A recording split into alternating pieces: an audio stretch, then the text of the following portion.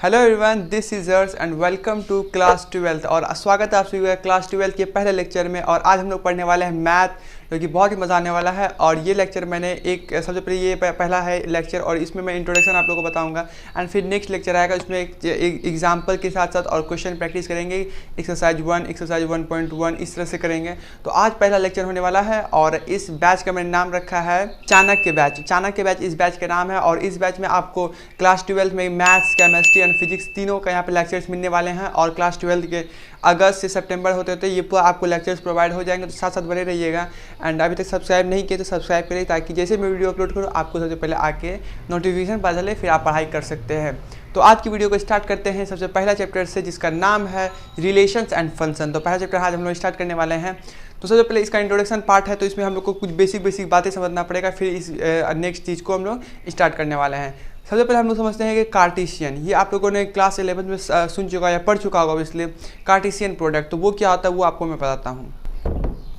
तो सबसे पहले बात कर लेते हैं Cartesian product of A set का, जो कि क्लास 11 में पढ़ चुका है, बट आपको हम यहाँ से अच्छे से बनाने वाले हैं। देखिए यहाँ पर बोला गया है, let A and B are the two sets, then the Cartesian product of set is denoted by A into B. और इसमें कुछ यहाँ पर दिए गए हैं। देखिए ये चीज़ तो बस कहने के लिए, बट जब आपको एग्जांपल से बताता है आपको समझ में आएगा। फॉर एग्जांपल यहाँ पर दो सेट ले लिया गया, एक सेट ए और दूसरा सेट बी है, राइट। अब इसका अगर बोला जाएगा कार्टेशियन प्रोडक्ट निकालने के लिए, देखिए कार्टेशियन प्रोडक्ट किस निकाला जाता है, ए इंटू बी होता है। आप लोग को ये पता होगा कि Cartesian product A into B होता है, राइट। तो यहाँ देखिए इनको पहला सेट्स और दूसरा सेट्स हमको इंटू करना है। तो पहला इससे इसको करना है, फिर इससे इसको करना है, फिर इससे इसको करना है, फिर इससे इसको करना है। यानी कि कार्टेशियन प्रोडक्ट क्या निकल जाएगा, एक बड़का सा होगा, फिर ए इंटू 3 मतलब 1 इंटू 3, राइट। फिर 1 को 4 से करना है, 1 इंटू 4, राइट। फिर यहाँ पर 2 को फिर 3 से करना है, 2 इंटू 3, 2,3, एंड फिर 2 को 4 से करना है, 2,4। तो ये इसका निकल गया Cartesian product A into B, और इसमें कि दो सेट्स दिया गया था, इसको निकल गया, राइट। आई होप आपको ये समझ में आ गया होगा। बाद बाकी मैंने डिफिनेशन लिख दिया है कि पहला let A and B are the two sets, A और बी जो है दो सेट्स दिया गया है। यहाँ पर देख पा रहे होंगे ये एग्जाम्पल से, तो वहाँ पर बताया गया है। अगर कार्टेशियन प्रोडक्ट निकालना है तो इसको इंटू करके निकाला जाता है। तो अब एग्जाम्पल से यहाँ पर आप समझ गए होंगे, आई होप कि इसमें कुछ करना नहीं होता, बस यहाँ करना होता है कि दो सेट दिया गया है, इसको इससे इंटू करना है, इसको इससे इंटू, और फिर इसको सेकेंड वाले को फिर इसको इस तरह इंटू करना है। और बाकी ये एक बड़ा सा कार्टेशियन ए इंटू बी में एक रिलेशन में आ जाएगा। आई होप कि आपको ये समझ आ गया होगा। अब बात करते हैं मेन चीज़ के बारे में। देखिए क्लास 11 में हम लोगों ने सिर्फ रिलेशन एंड फंक्शन के बारे में पढ़ा था, डिफिनेशन के बारे में पढ़ा था, बट यहाँ जो है हम लोग क्या किस चीज़ की बात करने वाले हैं, हम लोग टाइप के बारे में बात करने वाले हैं। क्योंकि अभी क्लास 12 अपग्रेड वर्जन आया है, तो इसमें हम लोग इसका टाइप के बारे में बात करने वाले हैं। सो करते हैं स्टार्ट। तो अब बात कर लेते हैं सबसे पहले चीज़ के, वो है रिलेशन। उसके बाद हम लोग इसके टाइप के आगे बढ़ेंगे, ठीक। तो सबसे पहले हम लोग रिलेशन जान लेते हैं। देखिए यहाँ पर let A and B are the two set, मान लीजिए कि ए और बी दो सेट हैं, और then R set to be in the relation. तो आर को सेट में रिलेशन में होना चाहिए। देखिए आपको एग्जांपल समझ में आएगा, राइट। यहाँ से दिया हुआ है कि R belongs to A into B, ये कार्टेशियन प्रोडक्ट। अब एग्जाम्पल यहाँ देते हैं। देखिए यहाँ पर क्या कहा गया है, यहाँ आपके सामने, यहाँ देखिए यहाँ पर एक आपके सामने एक एग्जाम्पल रखा गया है, जिसमें कि दो सेट है। पहला ए है, सेट ए में ए और बी है, और दूसरा सेट में 1, 2, 3 है। अब इसमें बस दिमाग क्या लगाना है कि पहला जो सेट है, पहला सेट में क्या दूसरा सेट में बिलोंग कर रहा है। मतलब इसका कहने के बाद इसमें अगर 1 और 2 है तो इसमें भी 1, 2 होना चाहिए। इसके अलावा कुछ भी हो, अगर इसके अलावा कुछ भी हो, अगर 4 हो, 5 हो, इससे कोई फ़र्क नहीं पड़ेगा। बट ये जो मिनिमम, ये जितना भी चीज़ है, ये एग्जैक्टली इसमें होना चाहिए। तब हम लोग क्या बोलेंगे कि ए बिलोंग्स टू बी है। बट अगर दूसरा एग्जाम्पल अगर इस तरह दिया रहेगा कि ए दे दिया है और इसमें दे दिया 1 और 3, राइट। अब यहाँ पर दे दिया है और बी में दे दिया है, बी सेट में कि दे दिया है कि 1, 4 एंड 5। तो अब पूछा जाएगा कि ए बिलोंग्स टू बी है। मान लीजिए आपको पूछा जाएगा यस और नॉट, यस या नॉट। तो आपको इसमें किस तरह दिमाग लगाना है। देखिए पहला जो सेट है यहाँ पर ए और 3 है, तो इसमें अब बी में जो है मिनिमम 1 और 3 होना चाहिए। इसके अलावा कुछ भी हो तो कोई फर्क नहीं पड़ेगा। बट यहाँ पर क्या देख रहे हैं, 1 तो है लेकिन 3 नहीं है। इसका मतलब क्या हुआ, ए बिलोंग्स टू सेट बी नहीं है। अब देखिए ये आप लोग का आई होप का कोई ये सब चीज़ पता होगा कि जितना भी ये सब चीज़ होता है सैम्बॉल से किस चीज़ का, इसका सैम्बॉल होता है बिलोंग्स टू। मैं फिर भी लिख देता हूँ एटलीस्ट, आई होप आपको ये सब पता होगा, बट फिर भी मैं लिख दिया हूँ। और इसका मतलब हुआ है नॉट बिलोंग्स टू, जब इस पर कट रहा था नॉट बिलोंग्स टू। और जब ए को जब इस तरह से लिखा जाता है ये इसका मतलब होता है फॉर ऑल या एवरी, फॉर एवरी, राइट। इसका मतलब ये होता है। तो आई होप कि ये तीनों सिंबल जो बहुत इंपॉर्टेंट है इसलिए मैंने बता दिया, वैसे आपको ये पता ही होगा। तो अब बात करते हैं इसके टाइप के बारे में। अब बात करते हैं सबसे पहला टाइप का, जिसका नाम है रिफ्लेक्सिव रिलेशन। ये रिफ्लेक्सिव रिलेशन जो पहला टाइप है रिलेशन का, तो इसके बारे में हम लोग बात करने वाला है और साथ में एग्जांपल देंगे, आपको समझ में आ जाएगा। यहाँ पर दिया हुआ है let A and B any set then R is set to be reflexive if ये मतलब A belongs to R and for all A belongs to A. तो आप बात कर लेते हैं, इसका एग्जांपल आपको देते हैं, फिर आपको समझ में आएगा। फॉर एग्जांपल कि यहाँ पर अगर मैं ले लिया कि एक सेट दिया गया है ए सेट, जिसमें कि दिया गया है 1 2 एंड 3, राइट। अब इसका आपको बोला जाएगा कि रिफ्लेक्सिव, इसका रिलेशंस क्या निकलेगा। अगर रिलेशन में ए बिलोंग्स टू ए, यहाँ क्या बोलता है ए बिलोंग्स टू आर, यानी कि इस तरह से ए 1 1 इसका सेम होना चाहिए, राइट। सेम पेयर होना चाहिए कि 2 का भी सेम पेयर होना चाहिए, फिर 3 का जो है सेम पेयर होना चाहिए। इसके अलावा अगर 4 भी है या 5 6 भी, इसके अलावा कुछ भी, इससे कोई फर्क नहीं पड़ने वाला है। बट जो एक सेट में जो दिया हुआ है 1 2 3 और इसका जो रिलेशन निकलेगा उसमें जो हर एक का ऑर्डर पेयर होना चाहिए। ऑर्डर पेयर मतलब कि सेम अथी होना चाहिए, सेम ए 1 का 1 1 होना चाहिए पेयर, 2 का 2 2 पेयर होना चाहिए, 3 का 3 3 पेयर होना चाहिए। तब हम लोग क्या बोलेंगे कि दिस इज ए रिफ्लेक्सिव। मतलब क्या कि यहाँ पर क्या होगा कि ए बिलोंग्स टू आर। इसका मतलब क्या, जैसे यहाँ पर बताया गया कि ए दिया गया, यानी कि अगर 1 1 है तो इसको क्या करना चाहिए, ये बिलोंग करना चाहिए आर को, राइट। और for all A belongs to A. तो यहाँ पर आप लोग देख रहे हैं, यहाँ पर ये कर रहा है, इस चीज़ को ये सेटिस्फाइड कर रहा है। इसका मतलब क्या हुआ, ये रिफ्लेक्सिव हुआ, राइट। तो अब बात कर लेते हैं कि तो क्या कहेंगे, देन इट इज रिफ्लेक्सिव। थोड़ा सा ये काफ़ी इजी था, बट आई होप कि आपको ये समझ में आ गया होगा। अब दूसरे एक एग्जांपल और लेते हैं, फिर आपको क्रिस्टल क्लियर समझ में आने वाला है। तो अब इसका एक और एग्जांपल लेते हैं, तो आपको क्रिस्टल क्लियर समझ में आने वाला है। तो देखिए यहाँ पर मैंने एक सेट ले लिया है, कि एक सेट ले लेते हैं जिसमें क्या है कि 1 3 एंड 4 है, राइट।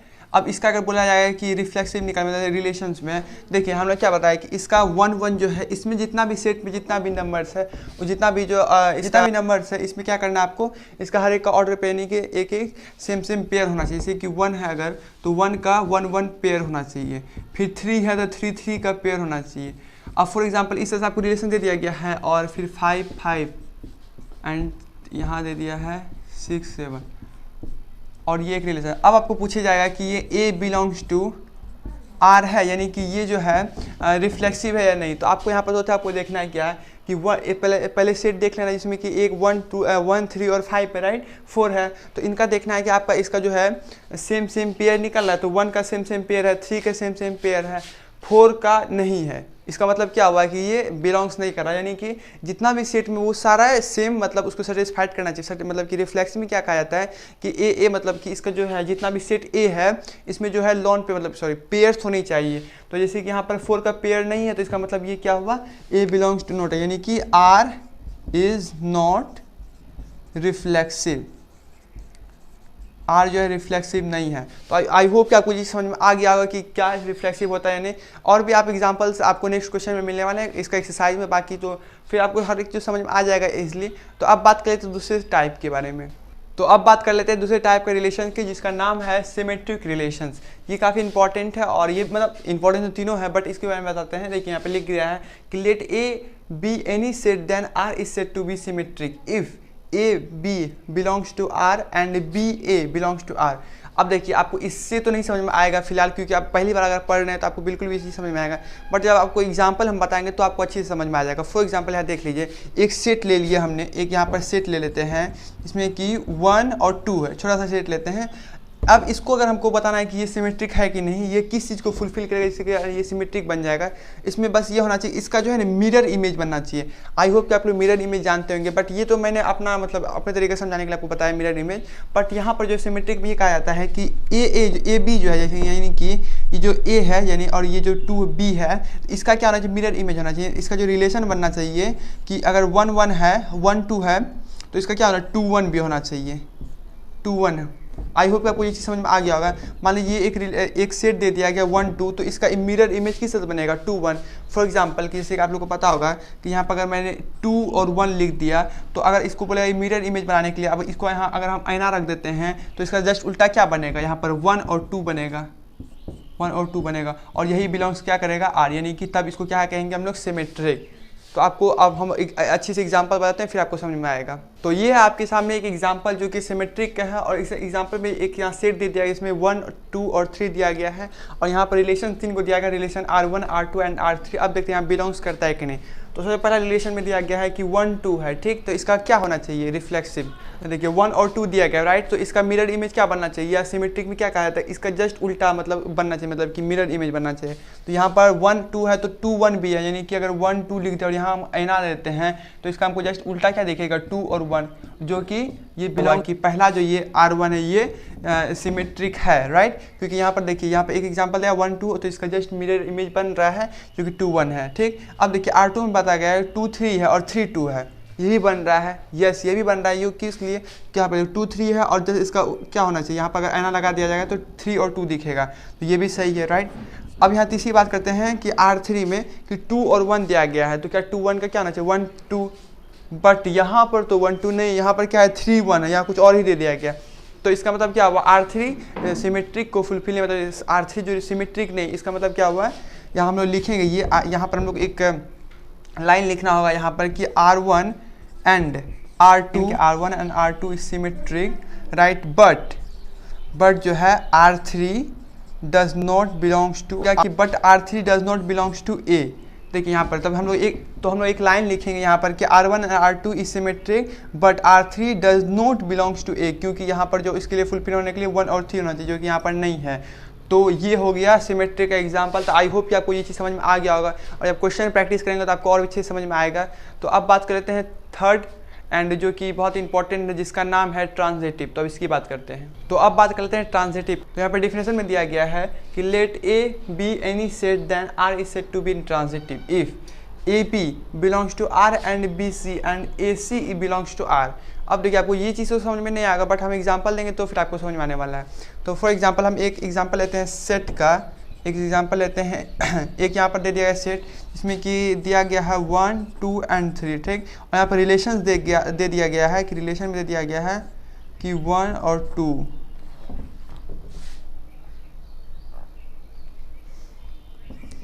2 and 3 and 1 and 3।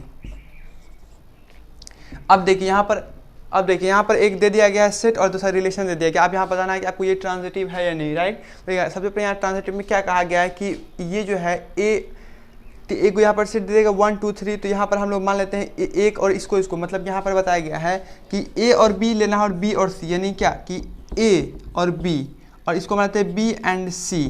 तो अब ये अगर ये और ये आना चाहिए, अगर ये आ गया तो ये ट्रांजिटिव कहेगा। मतलब यहाँ पर दो हम लोग एग्जाम्पल उठा लेते हैं, ये थोड़ा टिपिकल है बट आपको समझ में आएगा धीरे धीरे, मैं अच्छे से बताता हूँ। देखिए यहाँ पर क्या कहा गया है कि दो मैंने एक सेट्स ले लिए हैं यहाँ पर 1 और 2 और 2 और 3। तो यहाँ पर A इसको मान लेते हैं और B इसको मान लेते हैं, और B हो जाएगा ये और C हो जाएगा ये, जिस तरह से यहाँ पर लिखा गया है, राइट। तो अब यहाँ बताया गया कि 1 और C आना चाहिए, यानी कि 1 बिलोंग्स टू R आना चाहिए। तो ये जो है A और C जो है बिलोंग्स करना चाहिए R को। तो यहाँ देखिए A और C क्या आ जाएगा, 1 और 3। अब देखिए 1 और 3 क्या रिलेशन में है, यस आप लोगों ने सही गैस किया। और यहाँ पर देखिए 1 और 3 रिलेशन में है, इसका मतलब क्या आ जाएगा कि R जो है R इज ट्रांजिटिव, यानी कि R इज ट्रांजिटिव हो जाएगा। अब मैं फिर से आप लोगों को बता दूँ तो आपको समझ में आने वाला है। देखिए यहाँ पर क्या कहा गया है कि इसको जो है मतलब यहाँ पर जो एक रिलेशन आपको दे दिया गया और रिलेशन में यहाँ दिया गया है A1 और 2 और 2 एंड 3, इन दोनों को हमने ले लिए, ठीक।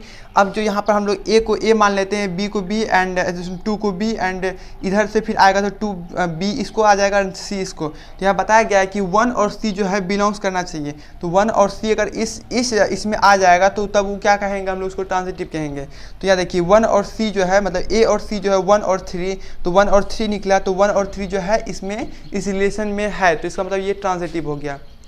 तो मैंने काफ़ी दम लगा के बताया, आई होप कि कुछ समझ में आ गया होगा। बट अब एग्जांपल जब हम लोग करेंगे नेक्स्ट टाइम तो आपको अच्छे से समझ में आने वाला है।